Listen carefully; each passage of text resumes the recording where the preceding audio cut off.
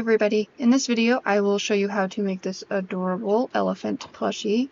You can get this pattern for free at from Choly Knight of So Desune. She has the PDF pattern with no ads on her website. I will put the link in the video description. It also comes with applique instructions and embroidery files if you have an embroidery machine. On this one, I chose to do an applique on his eyes so that you can see how it's done. If you want to do an embroidery instead, that is up to you. I usually do embroidery, but I wanted to show you how to do the applique. You'll also need a stretchy type fabric like fleece or minky. On this one, I chose to use anti-pill fleece because that's what I have on hand. I will be moving to minky soon. You'll also need a hand sewing needle, thread, and polyfill for stuffing. Also poly pellets because he has a little weighted pouch in his bottom to keep him from falling forward because he has such a big head. And a sewing machine if you have one. You can hand sew this. I will be using a sewing machine, but you can hand sew along if you choose. Alright, hopefully you can access the PDF pattern and print it out, and let's get started. Okay, by now you should have your PDF pattern printed out. You just need the pattern pages, and you can use the digital online files to see what you're doing. So what you'll need to do is start by cutting out every piece. On these little triangle pieces, I like to cut the opposite direction because you'll need those markers later on to show you where to line up the seams or the pieces. Make sure that you are cutting on the solid lines because those are the cut lines, and the dotted lines are where you will be sewing. So I'll speed this up so that you guys don't have to watch me cut out all of the little pieces here. So if you decided that you are going to be doing applique, you'll want to cut out these eye pieces and set them aside. If you're doing embroidery, you don't need these pieces, you can just throw them out.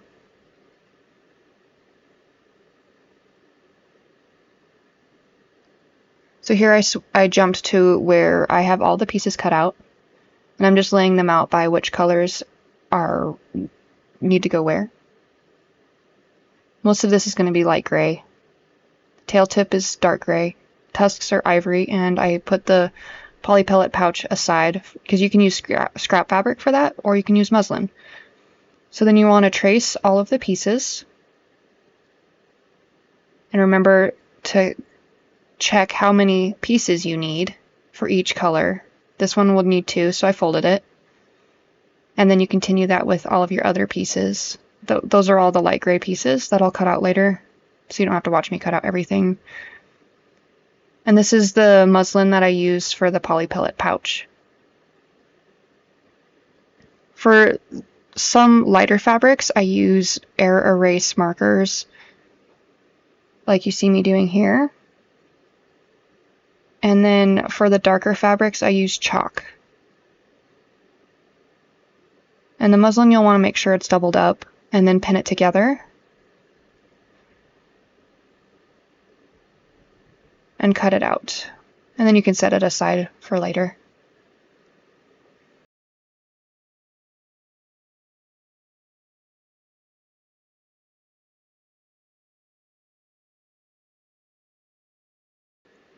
Finish cutting out all the pieces, and we'll go to the next steps. I'll skip ahead so you don't have to see me cut out everything.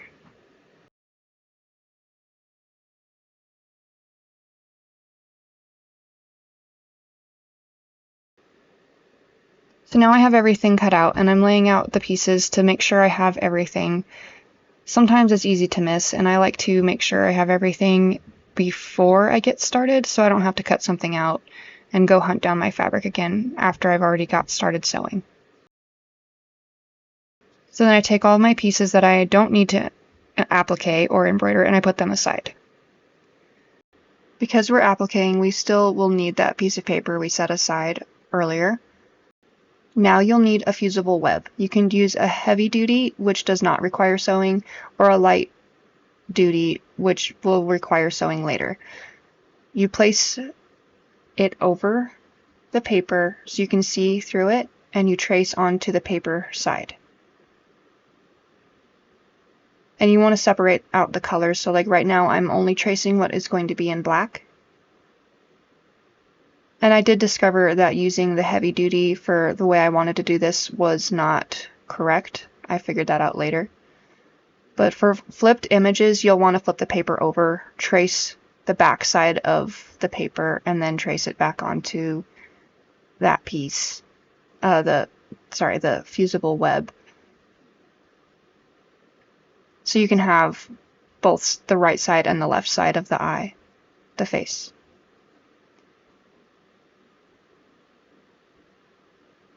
And I like to label mine what color I'm going to use so I don't lose track of what my plans are.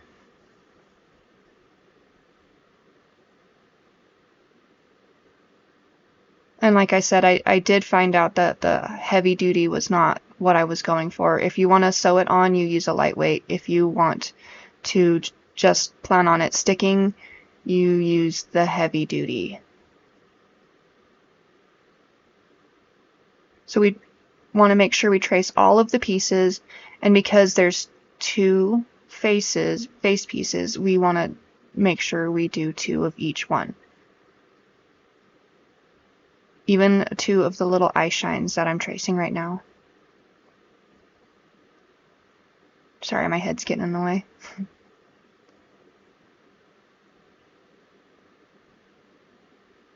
And now I'm just going to cut them out into the separate colors that they are. We got black, brown, white, and pink. The pink is for the cheek blush.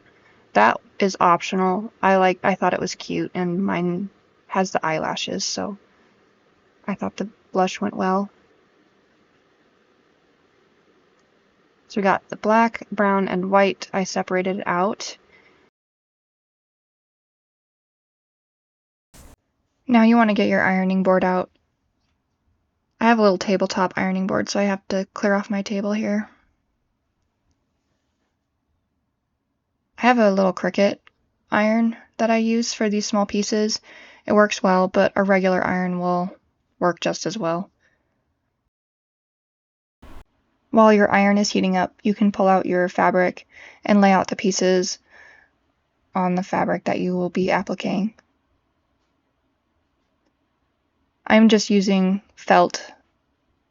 It's not anything special, but it works and it looks nice.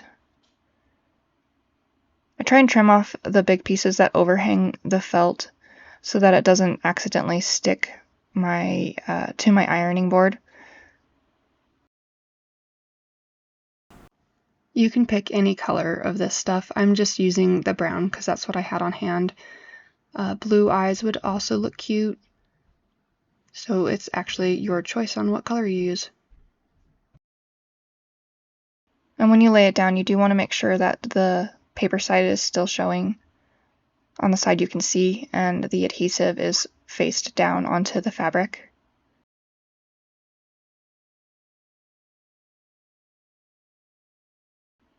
And when you iron them on, just make sure that you follow the instructions for the fusible web that you are using. Mine did not say to use a press cloth, but I decided to use that because I didn't want to melt the felt.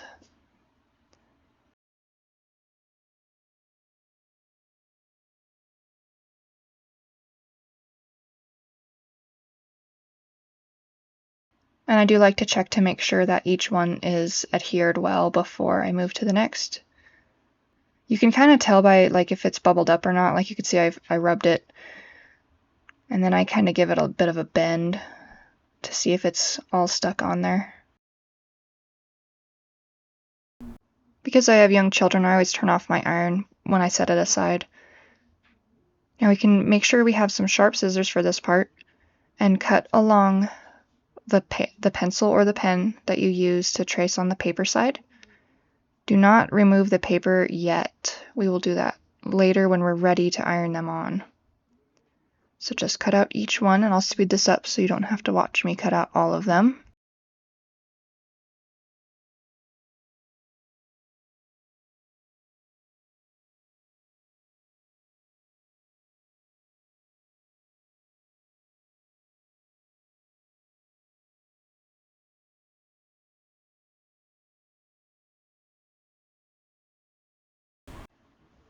Once you have all your pieces cut out, you will need your ironing board and your iron again, as well as the face pieces and the pattern image, so you know where to place them.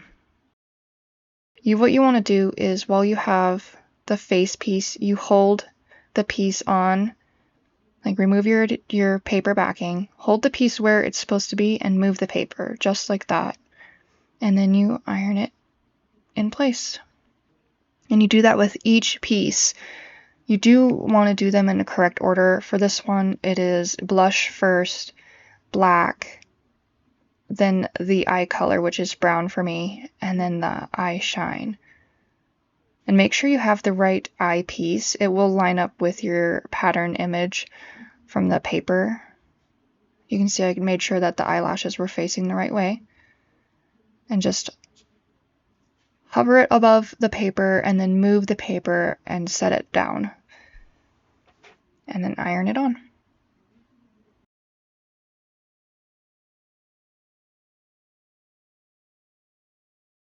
And I tried to make sure it was adhering, and this is about where I was realizing that I was using the wrong fusible web. It wasn't sticking properly. I don't know if it was the fabric combination I used or what, but I did end up having to sew this on later. The heavy duty did not stick to these fabric combinations like I was hoping. It might have been the fabric I was using, or I didn't hold the iron on long enough. Whatever the case, it was fixable, and it still turns out very beautiful. The eye shine is a bit tricky to get in the right place because it's so little.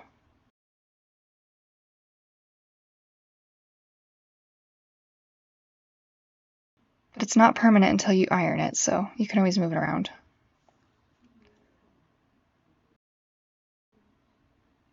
So that's about when I was like, oh, it's not sticking very well, whatever. I'll fix it later.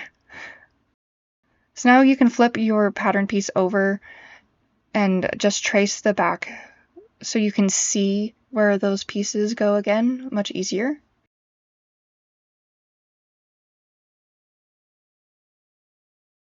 Some of her newer patterns have the image flipped, so you don't have to do this method, but I like to show it this way so that, some of the ones that don't have the flipped image, you know how to flip it.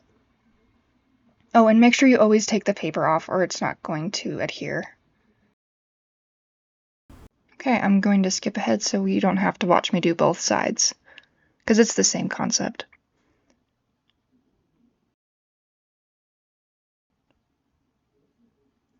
Alright, now that you have both sides appliqued, we can move on to sewing. At this point, if you realize it's not sticking, you can sew it on now before you sew the stuffed animal together, like sew the applique down.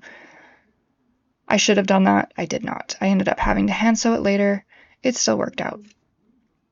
So anyway, put your first two face pieces together and clip them or pin them. Make sure your edges are lined up and your right sides are facing.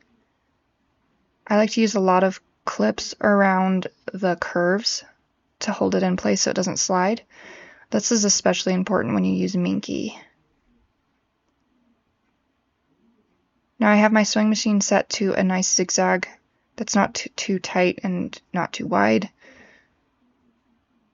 Just be careful around these curves on the trunk.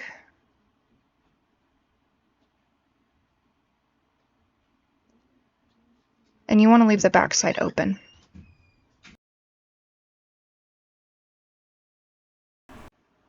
Once you get off the machine, you can use a sharp pair of scissors to trim around the curves. You can see I trim the fabric close, but I do not trim the stitches. And in the inside curves, I snip it so that the fabric can move more freely without bunching or feeling really bulky. This is especially important when you use anti-pill fleece because it is a little thick weight. Now I turned it to make sure the trunk looks good. And now we can move on to the ears.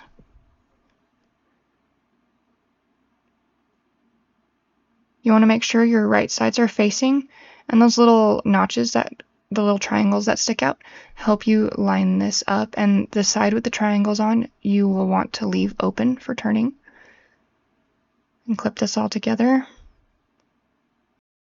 I like to clip both of my ears together at the same time, so I can sew them at the same time, but I won't make you watch that.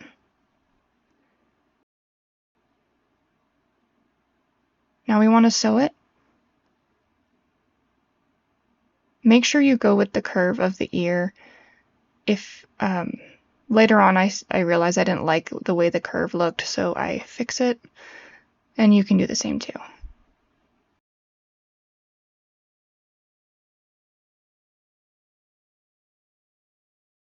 You'll also want to use your sharp pair of scissors and trim around the seams so that you don't have bulky fabric when you turn it.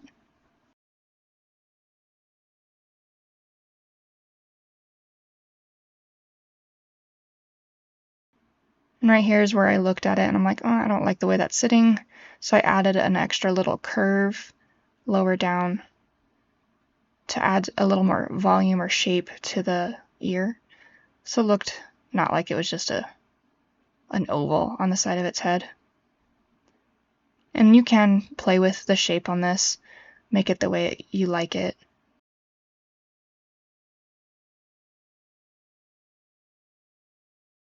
Now you want to make sure those triangles are sitting together and you match them up with the triangle on the face, and you will baste this onto the face piece. And when you baste, you just do a straight stitch. I don't back stitch, so if I mess up, I can pull that out, and it'll be secured nicely between the next pieces that we sew on top of that, so you don't have to worry about it coming out. So do that to both sides of the face with the ears.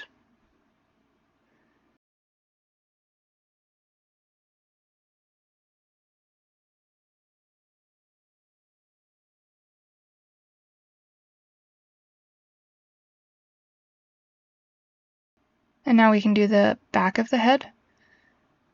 We'll want to sew around the not as curved edge, and I will be marking with 2 clips where I want to stop sewing and start sewing again for leaving an opening for turning. See, I have 2 clips there and 2 clips there, so that's where I'm going to start and stop again to make sure I have an opening. So you only want to sew on the side that I had clipped. I stopped, lifted my foot, and then started again where I had the 2 clips. So I left a gap. Now we want to sew the back of the head to the face. I always start by clipping the seams together to help it stay aligned, and then I clip around the rest of it. This one will do completely around the whole circle, since we have the turning hole in the piece we just sewed.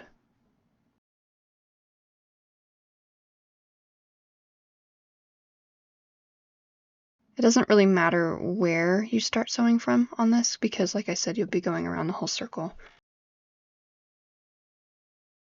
Because my machine does struggle with the many layers of fleece, like my thread just broke, I do my zigzag stitch when I don't have as many layers, and then when I go over the ears, I switch to a straight stitch so that it helps get through those layers better. The zigzag stitch tends to break more or skip stitches more, and those skipped stitches will show on your finished product. So I switch back to zigzag when I'm done with the ear, and then I go back to straight when I do the ear again on the other ear. That just helps make sure it's more secure and it doesn't come apart. If your machine can do it without switching to a straight stitch, you should do that. Or if you're using thinner material like Minky, it slides a bit more, but it's a little thinner than this fabric. Once you have it sewed around the whole circle, you can turn it right side out.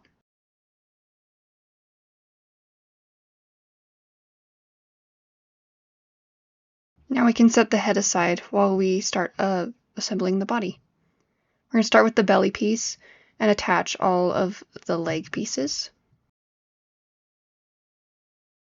You'll want to just follow the curve of these legs on all 4 of them.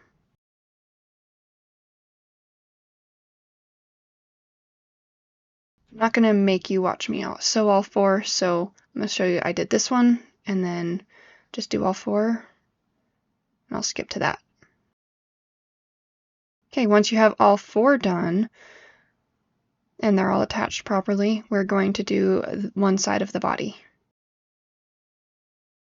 As for right now, we're only going to sew around the legs.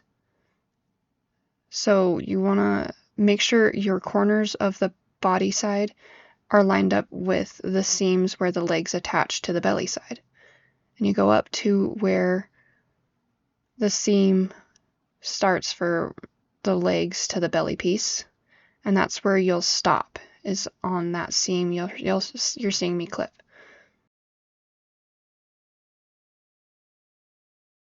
So you only do around the legs right here, across this tiny part of the belly, and down this leg again.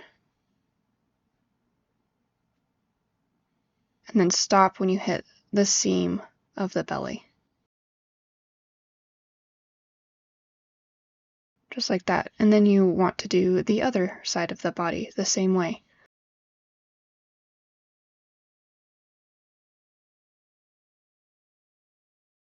Take extra time to make sure that the seams and the corners are all lining up, and you'll have a better result.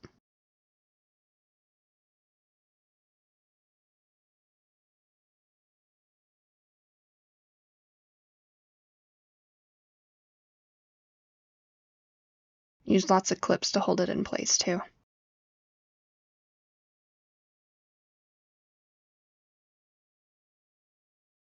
So again, start on the seam where the belly meets the legs, go around the leg,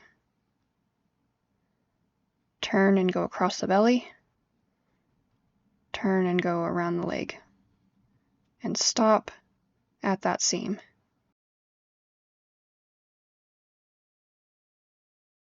Now trim this extra fabric so that your legs aren't bulky.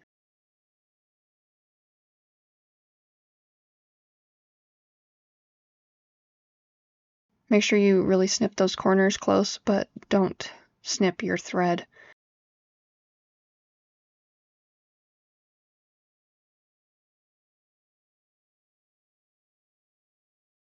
I wanted to check the legs once I got them trimmed to make sure I got them, didn't miss any stitches, and it looks good. So now we're going to move to doing the back piece. Start with the longer rectangle piece, and this is a bit tricky. You want to only sew between the seams. Between the seams of the belly, to be more exact.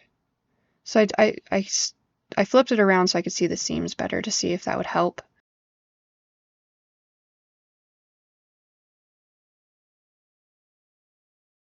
And just double check your work if you went too far, like I did, because I crossed over that seam and accidentally attached it further than I should have. So now I'm currently stitch ripping to make it so it's back to that seam area. Because if you go too far, it will misshape it. Once you have that situated, you want to do the shorter end on the other side. Same thing, just sew between the seams, do not sew over. You don't want to completely attach it. So you'll have a little bit of sides loose on each end. Before we sew this together, we need to sew the tail. So we sew a little bit of this piece together just right there, so it folds out nice. And then we stretch that tiny curve to the one end of our tail piece.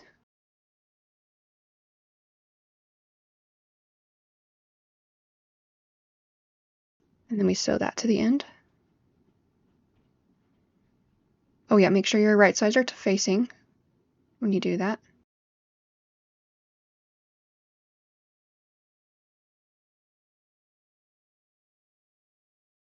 And once that's sewed, unfold it, and then make sure when you do fold it, again, that the right sides are facing and your seams for where the tip of the tail starts are lined up. And then I just went around aligning all of the corners with clips.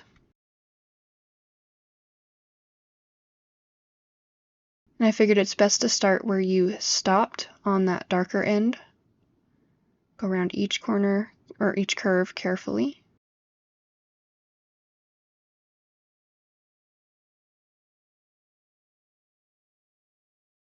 And then you go up the tail.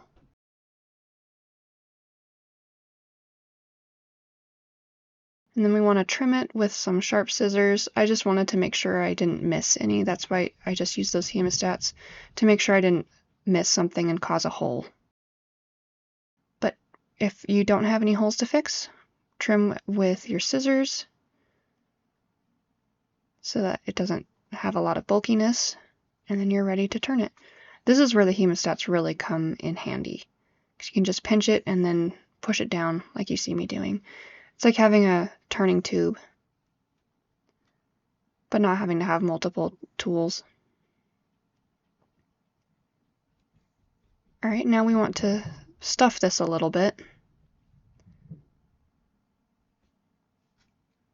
Start at the very end of the little curves. Put little bits in there. If you start with a big bunch of stuffing, those little bits won't get filled up. Just keep filling it till you get to the top. Once you're at the opening, you want to make sure you don't overstuff that part because we will be sewing it. So make sure you leave it very empty at the top. Now you want to baste it to where that little triangle is sticking off like you can see on mine. So just do a basting straight stitch. And now we're going to sew the two back pieces together, sandwiching the tail between those two. And again, you can use that triangle marker to make sure you got it lined up right. Now we want to sew the body sides to the back. For this, you'll want to push the legs out of the way and use your paper pattern. It'll show you where the seams are supposed to line up with this back piece. So I used a clip to mark where the seam is supposed to line up. So then I make sure that it lines up properly using the paper pattern.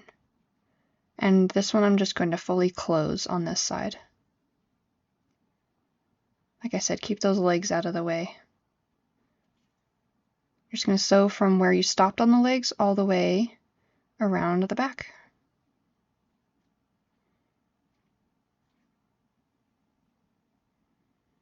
And then stop again where you previously sewed.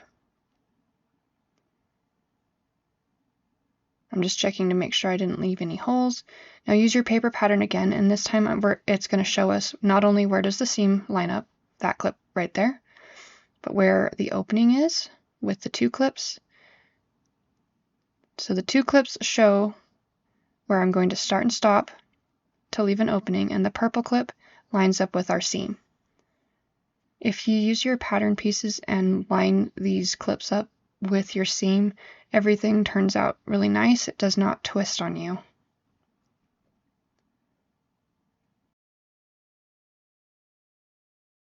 So we're going to sew this, making sure to skip sewing where we need to have an opening. So I lift my foot, move it to where I had the other two clips, and keep sewing. And stop where the foot was sewn previously. Now we already trimmed around the feet, so we can just turn this.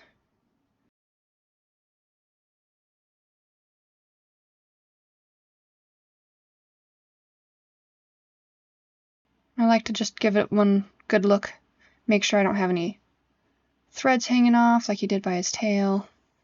And now we can move on to the pouch. This one we're just going to sew on each side. Right here I'm going to skip a little bit, lift it and move it forward so I have a turning hole. And then sew the rest of the sides.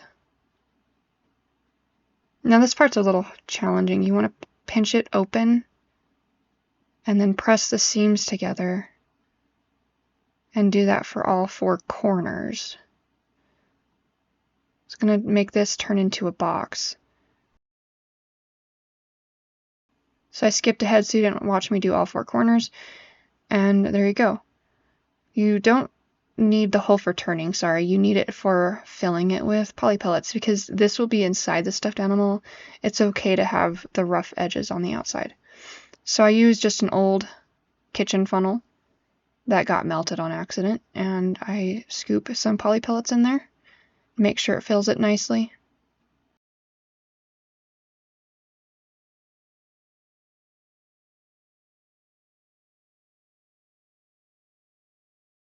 Now it does say to hand sew. I was really wanting it to work on the sewing machine, but you can see me struggling. It did not work. My machine was it was too big, it kept getting hit by the bar, or it just wouldn't fit. So just hand sew this closed. It doesn't matter what stitch you use, as long as you make sure it is sealed shut so poly pellets do not escape, and it will be done. I'll skip ahead. This is me tying off the poly pellet pouch after I was done sewing it together. Like I said, it doesn't matter which stitch you use as long as it's sealed so the pellets don't fall out. Now we're going to stuff the body. Start by adding a little bit of polyfill to the feet, the back feet to be more specific. Once the feet are filled, you can fight to get this poly pellet pouch into the stuffed animal. This was a little hard. I didn't make my opening. Well, I actually followed the instructions, but it's just, my pouch is kind of big. It just takes some time and work it in there a little bit at a time, and once it's in there, it fits perfectly right into his bottom. Not only does it help him not fall forward, it helps with his shape. So if you need to, just add a little bit more stuffing in his feet if after you added the pouch you noticed that it needed more. And then finish stuffing the rest of his body. I always start with the feet to the smaller pieces first, and then add the rest to his body.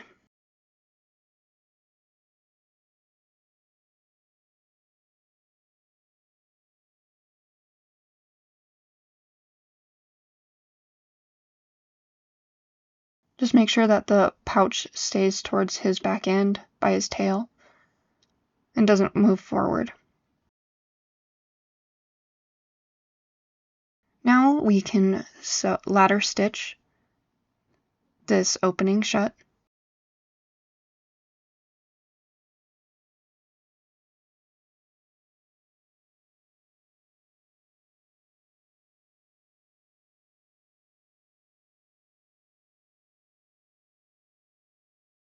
Just try and stay close to where the seams are. I kind of fought with this for a second because I did not trim the thread that was on that pouch and it got in my way. So that's what I was trimming. So I'm going to skip ahead so you don't have to see me ladder stitch this whole thing. But you can see kind of how you ladder stitch if you don't know how. Go from one side to the other. And then when you pull it, it pulls the seams together. But I kind of go back and forth. Oh, stick a little stuffing in there before you finish closing this off, if you need to.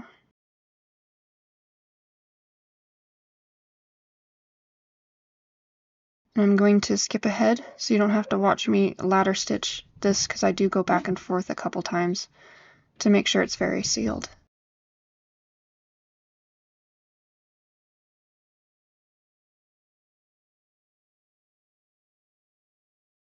Alright, you can see me tying off. I've gone back and forth a few times, so I tie a knot, and then I hide the thread in the seam and clip it. Now we're going to stuff the head. Make sure you trim any loose threads that might have came through the seams. Start by stuffing the trunk with little bits at a time, and then work your way to the back of the head. Stuff to the firmness you like. I'm going to skip ahead because it's pretty self-explanatory. You want to make sure that the trunk is stiff enough to stand up, and then stuff the rest of it. So now that the head is stuffed, we're going to also ladder stitch this shut. This is where I noticed the eyes are not sticking and realized I'm going to have to hand sew them. I decided that was a problem for later. So I'm going to get my thread, make a good knot for the end,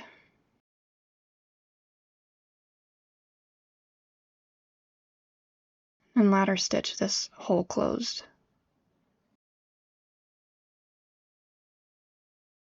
Again, I'll skip ahead so you don't have to see me ladder stitch this hole shut.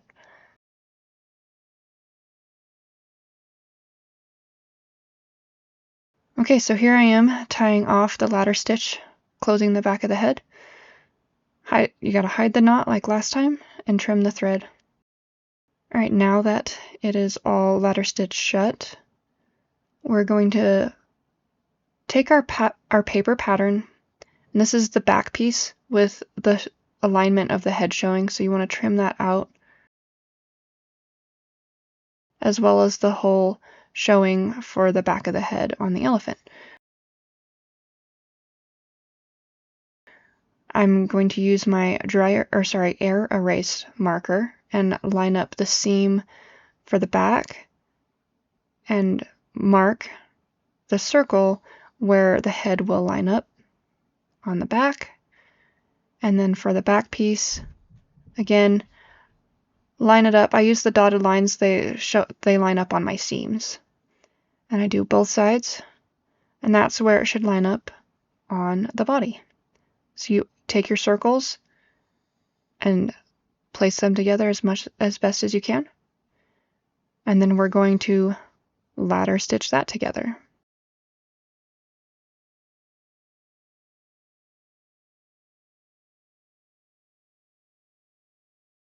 And you could just place it whatever looks good. You don't have to use the alignment papers. I wanted to show you how it's done if you aren't sure, but you could just do whatever looks nice to you. Sometimes that's just how I do it. I usually don't use the papers to line it up, but it's helpful that she has that.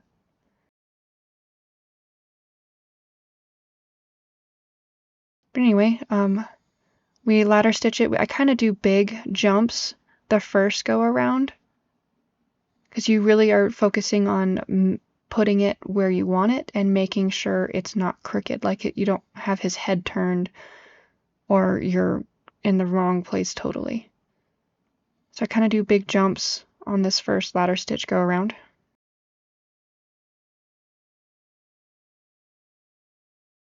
Make sure you're keeping it on the circle and as straight as you can while you're going around, which is a little challenging.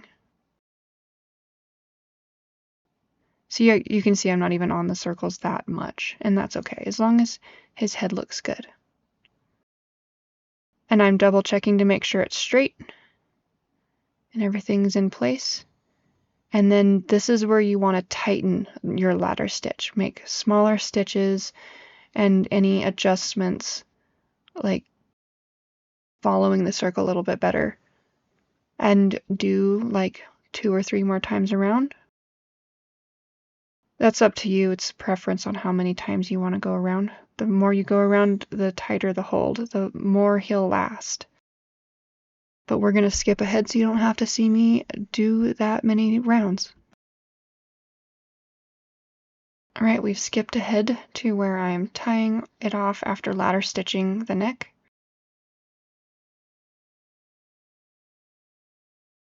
And now we're going to move on to the tusks.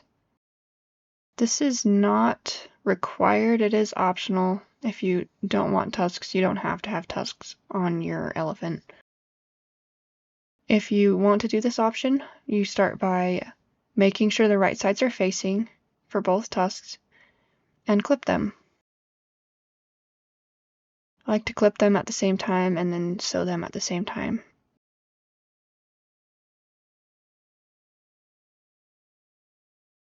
You do want to change your thread to a matching color for the trunks, or the seams can show through.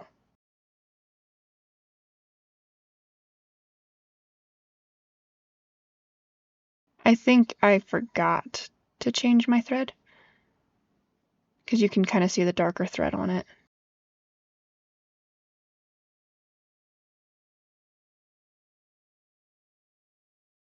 Once you make sure you didn't miss any, like didn't leave any holes, trim around to reduce the bulk and then turn them.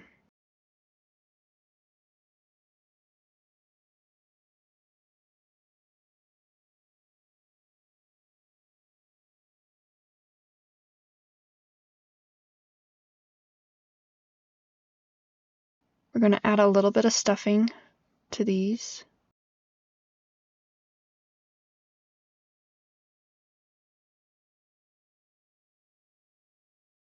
And I wanted to stuff them both at the same time so that they were stuffed equally.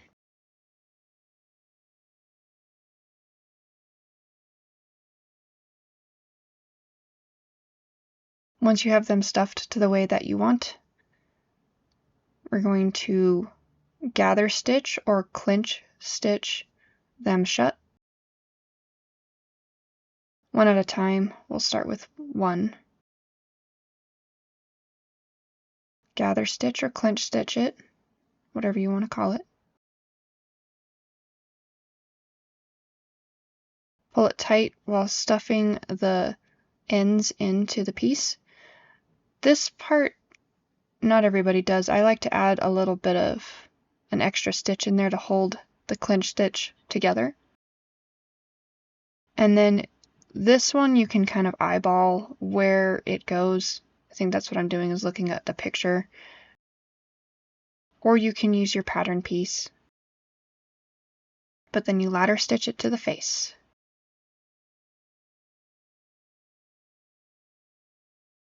And I kind of did the same like I did the head.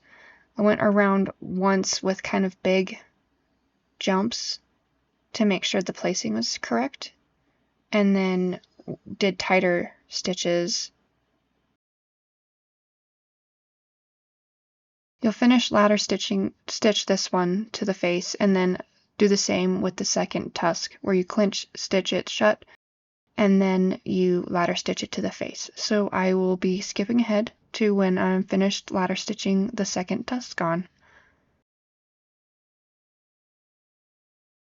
So here I am, just finishing off the second tusk. The second one is always a little bit harder because you have to make sure it matches the other one. Let's give them a good look. So here it is all finished. You can see that I did hand stitch the applique on off camera. He's nice and squishy. His ears are cute and floppy. He is adorable. If you are able to join in and make one for yourself, please share it in the comments. I'd love to see it. Thank you for watching. If you haven't already, please like and subscribe.